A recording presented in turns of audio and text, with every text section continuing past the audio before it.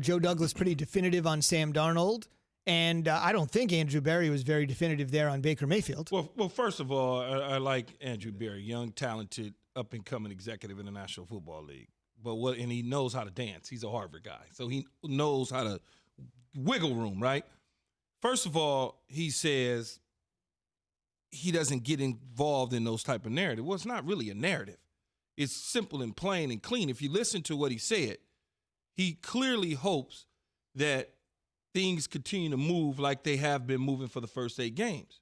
With that being said, to me, how I take it is if it doesn't go that way, then you're not going to make the playoffs. So therefore, come the springtime in the offseason, when you have to pick up Baker Mayfield's option, 5th-year option, you probably are not going to pick it up. If they miss the playoffs, I'm saying it on record, if they miss the playoffs and Baker Mayfield doesn't play as well as he's been playing for the first several games after the Baltimore game, they're not going to pick up his 5th-year option.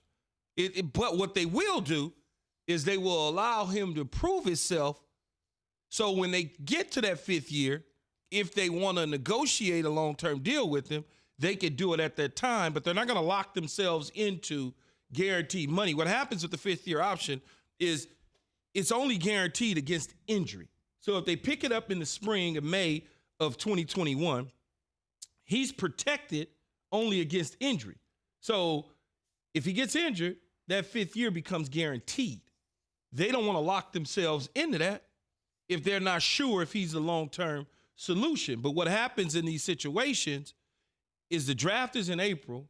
Depending on where you fall in the draft, depending on what quarterbacks is there, how you set your board, the way that you're thinking, who you're seeing in the springtime when you go to work guys out, all that helps make that determination on whether or not you want to pick up that 5th-year option. Joe Douglas sounds like, okay, yeah, he's our future. There was no, I don't want to get into the narratives. It was just simple, Sam Darnold's our future, and we moving forward. That's the way I took from both of those guys. So it's time for Straight Talk, brought to you by Straight Talk Wireless. Let's get straight to the point on the date of 2021, which is important, which is to say that if they have to make the decision in May, obviously free agency will happen before that. Yeah. And obviously the draft will happen before that. Yeah. So they do have some options to think about before that decision in May of 2021 comes about, because free agency will hit in March, the draft will hit in April, and Andrew Berry, 32 years old, one of 2 black GMs in the National Football League, he'll be able to see things from a much wider lens. It's difficult to do right now. We're in the midst of the season, but when they have to make that determination, a couple of very important dates will have passed. But if you're looking for which statement is more definitive, neither statement is definitive. I mean, it's... How not, though, Jay? Because nothing is locked. Nothing is guaranteed. The man said that's my future. That's fine. He said that now.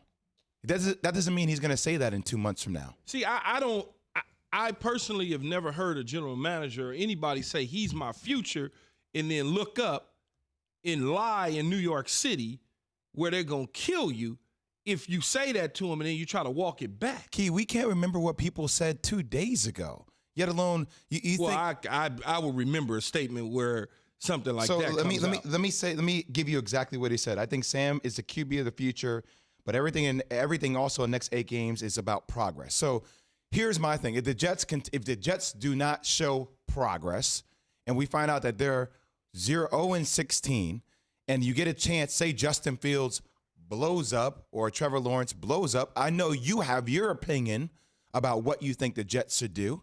But if ownership or somebody else all of a sudden says, hey, here's a better option, it is feasible to think that the Jets could use Sam Darnold as trade bait to somewhere else and also draft a quarterback, depending upon how things play out. So I think neither comment is definitive, because it doesn't make sense if you're a GM to lock yourself into anything. You always keep the door open for flexibility purposes. I hate to disagree with you in this. Why? You could disagree. I hate to do it because the man said, and we can play the clip back, Joe Douglas said, he's not, the 8 games that he's seen doesn't change what he said about the future.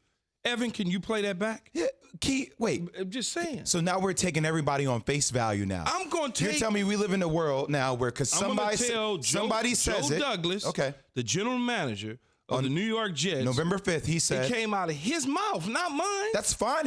I don't mind. A lot of stuff comes out of people's mouths. Doesn't mean that they can't turn around and have a different comment. We live in a world where people say something yesterday and then they say something different tomorrow. I'm talking about Joe Douglas. I'm not talking about somebody else. I'm talking about the general manager. People in general. I'm just talking about the general manager of the New York Jets. I'm not talking about somebody else in another organization. I'm not talking about somebody else in the world. I'm talking about Joe Douglas, the general manager of the New York Jets, said this. So let me pose this to you. Have you ever heard of inflating somebody up so their value can go up? Absolutely. So like my thing is, wait, hold on. So if I'm at a post presser and if I were a GM and somebody were asking me about my quarterback, I would say something positive about my quarterback, even if I didn't like my quarterback, because I would want to prop him up. This way, when any other GM came to me with an option for what a trade value could be, I'm going to put him in the best position to put my team in the best position to get the assets that I want. That's not what he did, Jay. But how do you know that?